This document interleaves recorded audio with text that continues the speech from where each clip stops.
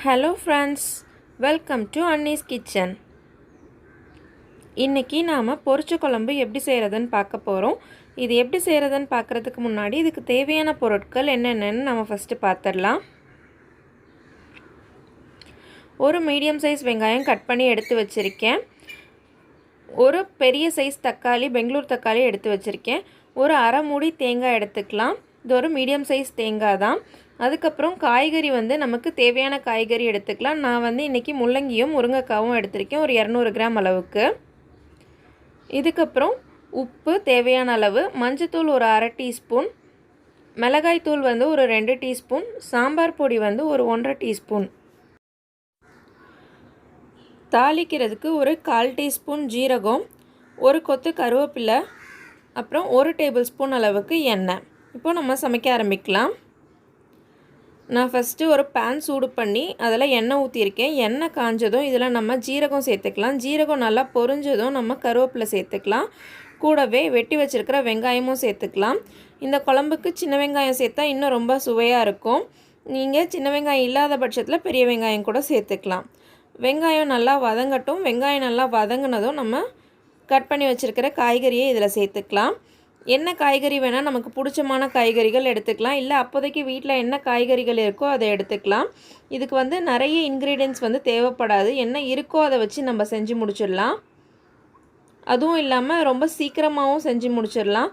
காய்கறி வேகிறதுக்கான நேரம் மட்டும்தான். இப்போது வெங்காயம் வதங்கிட்டதுனால நம்ம எடுத்து வச்சுருக்க காய்கறியும் தக்காளியும் சேர்த்துட்டோம்.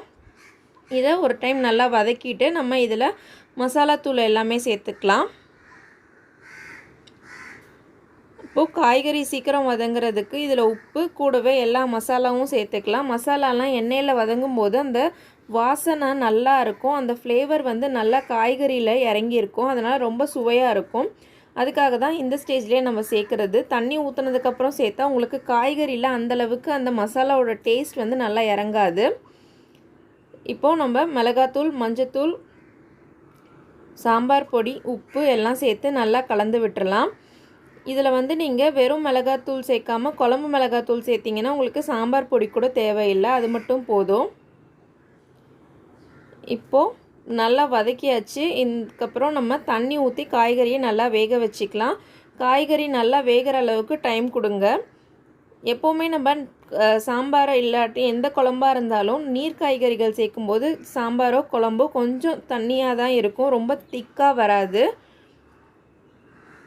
நீங்கள் நீர் காய்கறிகளோட அளவை குறைச்சிக்கிட்டீங்க அப்படின்னா உங்களுக்கு சாம்பார் நல்லா கெட்டியாக வரும். இப்போது இதுக்கு தேவையான அளவுக்கு தண்ணி சேர்த்துட்டோம். நல்லா இந்த காய்கறி வேகட்டும். இந்த காய்கறி வேகிறதுக்குள்ளே நாம் தேங்காவை மட்டும் அரைச்சி எடுத்து வச்சிடலாம்.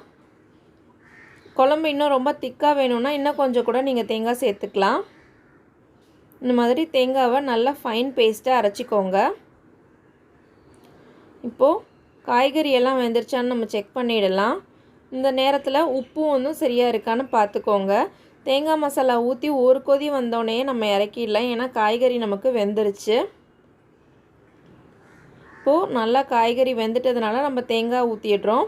தேங்காய் ஊற்றி தேவைப்பட்டுச்சுன்னா இன்னும் கொஞ்சம் தண்ணி சேர்த்துக்கோங்க. இல்லைன்னா அப்படியே வேக வச்சு எடுத்துடுங்க.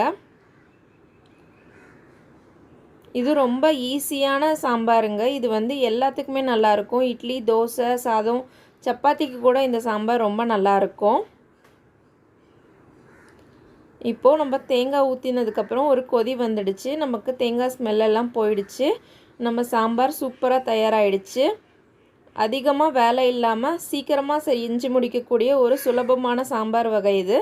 இதை நீங்களும் செஞ்சு பாருங்கள். கண்டிப்பாக இது உங்கள் வீட்டில் எல்லாருக்கும் பிடிக்கும்னு நம்புகிறேன். செஞ்சு பார்த்துட்டு உங்களோட கருத்துக்களை எங்களுக்கு தெரியப்படுத்துங்க. இந்த வீடியோ பிடிச்சிருந்துச்சுன்னா லைக் பண்ணுங்கள். உங்கள் ஃப்ரெண்ட்ஸ் ஃபேமிலிக்கும் ஷேர் பண்ணுங்கள். இப்போ நம்ம இதை சர்விங் பவுலுக்கு மாற்றிடலாம். மறக்காமல் நம்ம சேனலை சப்ஸ்கிரைப் பண்ணுங்கள். அப்போ தான் இது போல் தொடர்ந்து புதுசான டிஃப்ரெண்ட்டான ரெசிபீஸ் உங்களுக்கு கிடைக்கும். அப்புறம் நோட்டிஃபிகேஷன் பெல்லையும் கிளிக் பண்ணிட்டீங்கன்னா உங்களுக்கு நான் போடுற வீடியோஸோட நோட்டிஃபிகேஷன் உடனே சேர்ந்துடும்.